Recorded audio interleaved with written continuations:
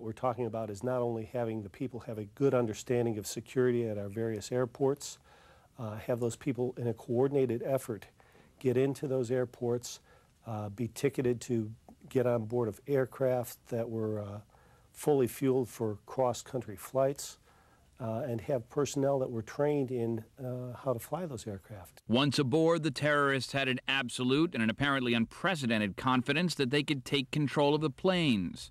They had a good understanding of what the procedures were on board the aircraft based on the reports that the stewardesses were used to lure the crew out of the cockpit.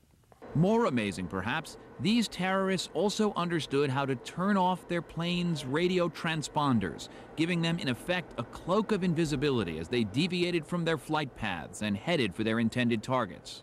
This is considerably more sophisticated in terms of access to the aircraft, understanding the crew's procedures, ability to fly the aircraft, and understanding our air traffic control systems.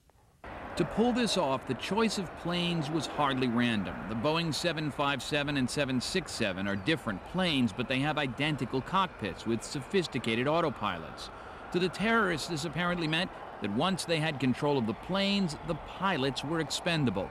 In fact, as Attorney General John Ashcroft told the nation today, the hijackers were essentially the pilots. A number of the suspected hijackers were trained as pilots in the United States. That training is readily available. A cursory survey of the aviation industry by Dateline shows that training, even with sophisticated simulators for the 757 and 767, is obtainable throughout the world. Aviation sources told Dateline today that there are perhaps 70 places with simulators for the hijacked planes. But they also say the expertise exhibited here was even obtainable from desktop computers and flight manuals. In Florida, investigators say they are looking at 2 people who apparently received pilot training and whose names were found on the manifest of the hijacked planes. The flights were well chosen by these terrorists. All 4 bound for the West Coast, loaded with fuel. The 767 weighs 160 tons, including 45 tons of jet fuel fully loaded. A 757 weighs 100 tons with 30 tons of jet fuel.